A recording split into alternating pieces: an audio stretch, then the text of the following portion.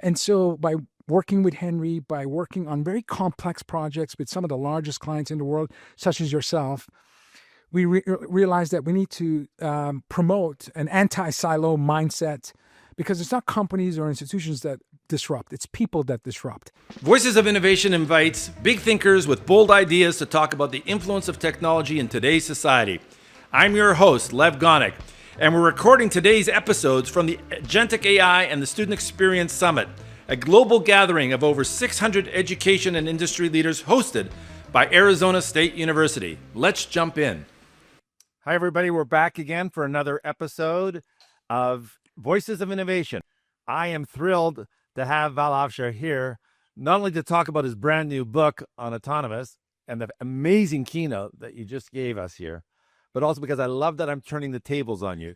Because the last several times that we've had conversations, you're the one actually doing the interviewing. And so I just love the fact that I get to turn the tables on you. Thanks so much for being here, Val. Lev, it's my pleasure. It's what a community, the vibrancy.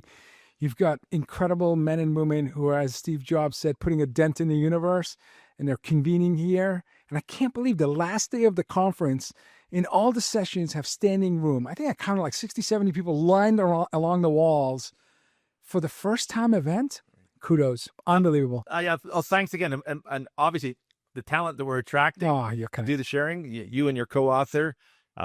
Previously, you guys have worked together, Henry King and yourself, bestselling books. And we've managed to pull together a bit of a formula in which we get, your day job as Chief Evangelist for, the Salesforce world means you're seeing audiences all over the world, and you've got your finger on the pulse of the moment, trying to make sense of the moment, and not simply trying to amplify us all the hype that we live in the tech ed world.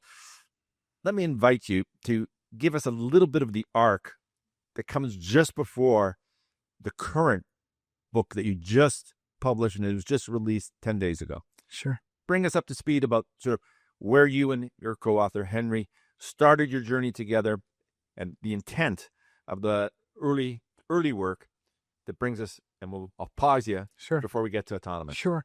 Henry and I first met 10 years ago working on a project at a university, implementing a project focused on blockchain and a concept of a student passport. Can you have the students, 4 years of learning captured and mobilized so that faculty, administration, and more importantly, employers can have visibility into the progress and help with the journey of graduating on time, on budget. So that's where we met. In the 10 years at Salesforce, we both saw the predictive wave of using artificial intelligence, machine learning, the generative wave, and now the agentic and physical. In your campus, you see Waymos driving around without a driver. So an example of physical AI, humanoid robots, drones, and autonomous vehicles are a great example. As we were working with large institutions, we realized that the biggest challenge is a silo mindset. Silo by definition, capture resources, protect those resources, and try to extract value from those resources. As you know, Lev, I'm an immigrant refugee. So, a light switch moment where my family had to flee my birth country during war. And as a refugee, and I'm not speaking about all refugees, but I had a silo mentality. In fact, the first 40 years of my life, go to school, get a good degree, get a good job, get a good title, get budget, get headcount, capture resources, protect, and extract value. And I thought, that this was a good, joyful way of achieving success, only to realize that when I would learn, I didn't take the time to share. I didn't learn to take the time to connect and build communities. And so by working with Henry, by working on very complex projects with some of the largest clients in the world, such as yourself, we realized that we need to promote an anti-silo mindset, because it's not companies or institutions that disrupt, it's people that disrupt. And if you don't have clarity of purpose and a mission and core values, it's hard for you to reach your full potential. So the first book was titled Boundless.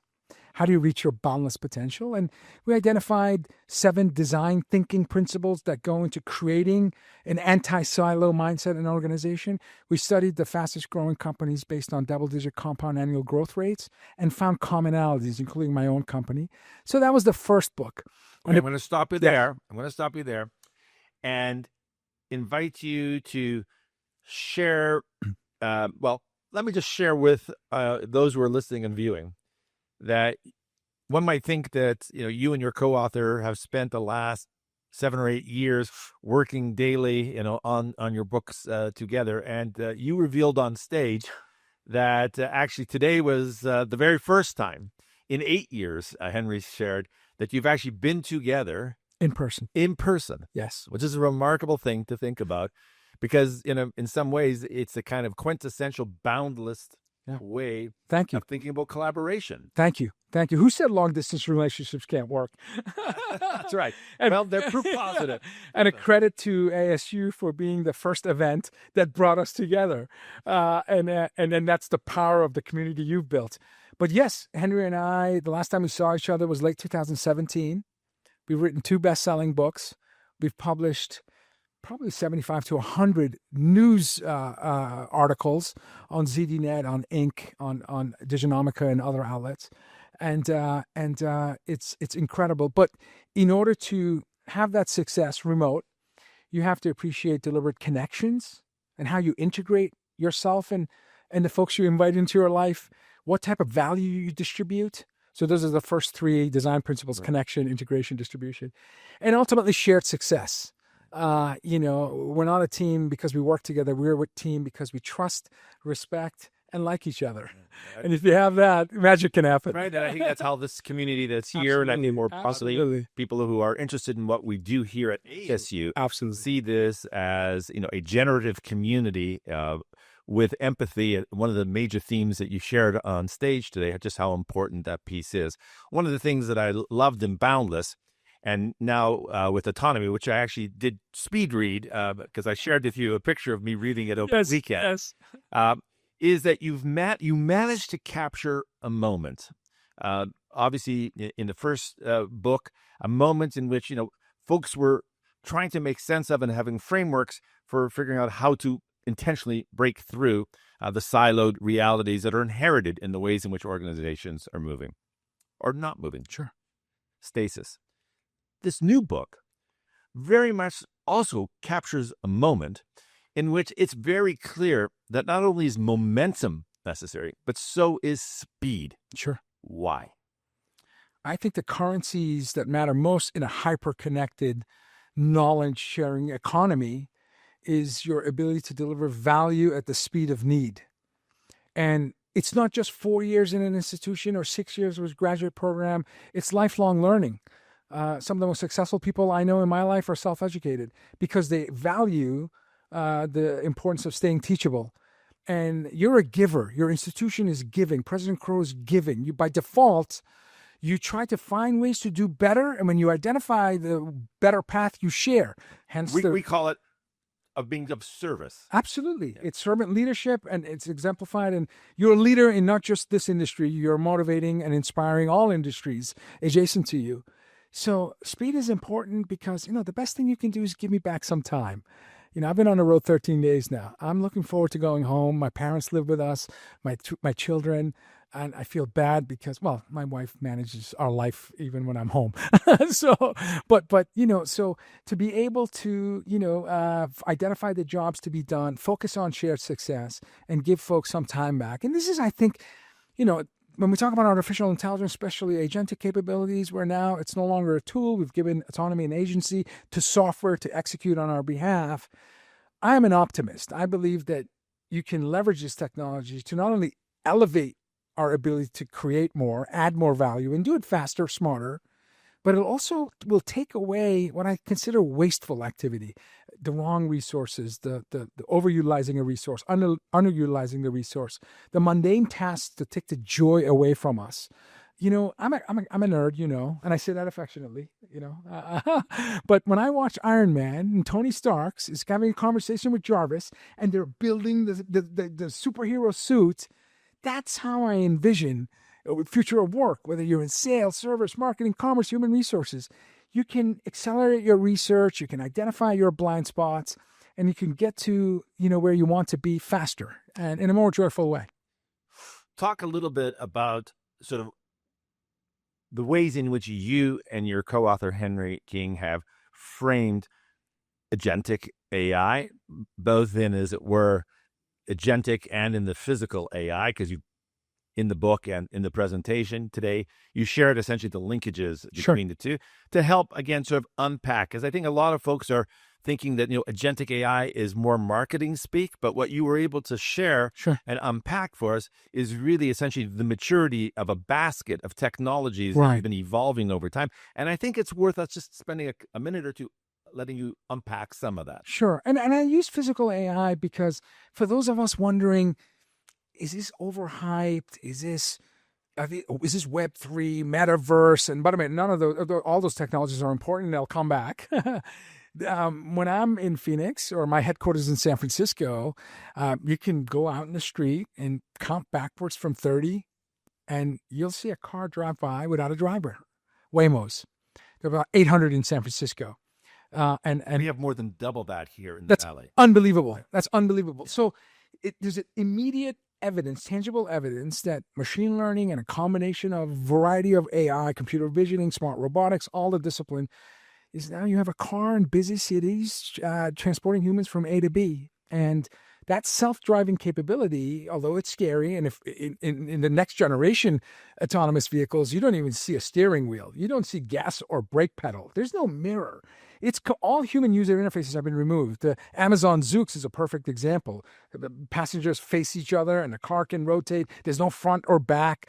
So we will be designing our work and our organization, our businesses, and these cars are giving us examples of a car is no longer designed for a driver, it's now designed for riders. Now, what does that mean? My father's 85 this year.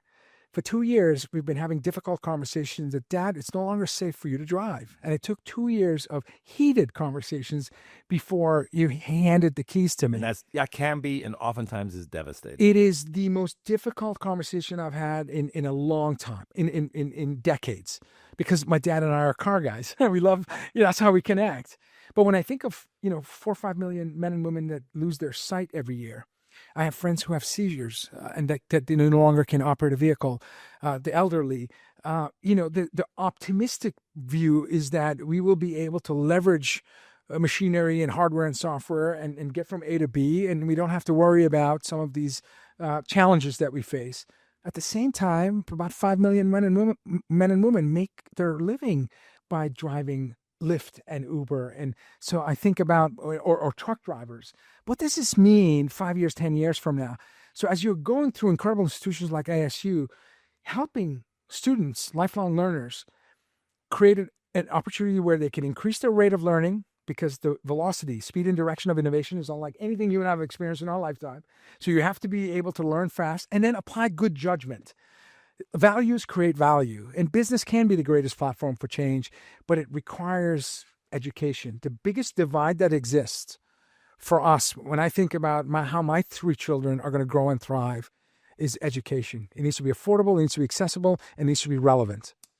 Vala, let me just sort of ask you to sort of continue that train of thought, but let me try to frame a slightly different version of it. There are, in our industry, plenty of techno-optimists, and we're both familiar with all of the sort of techno-dystopian pessimists that are out there. Sure. And what I've always appreciated, everything that I've read, when I listen to you on your podcast, is that you're what I would call a techno-pragmatist. And in that context, you've always found this way, and just to repeat back to you what I just heard you say, is that while we want to lean into the opportunity, unlocking the value, the impact of the new technology, we absolutely have to have an intentional, educated conversation about guardrails, about the ethics of the technologies that we're using, and what we call here at ASU a focus in on principled or responsible innovation. Absolutely.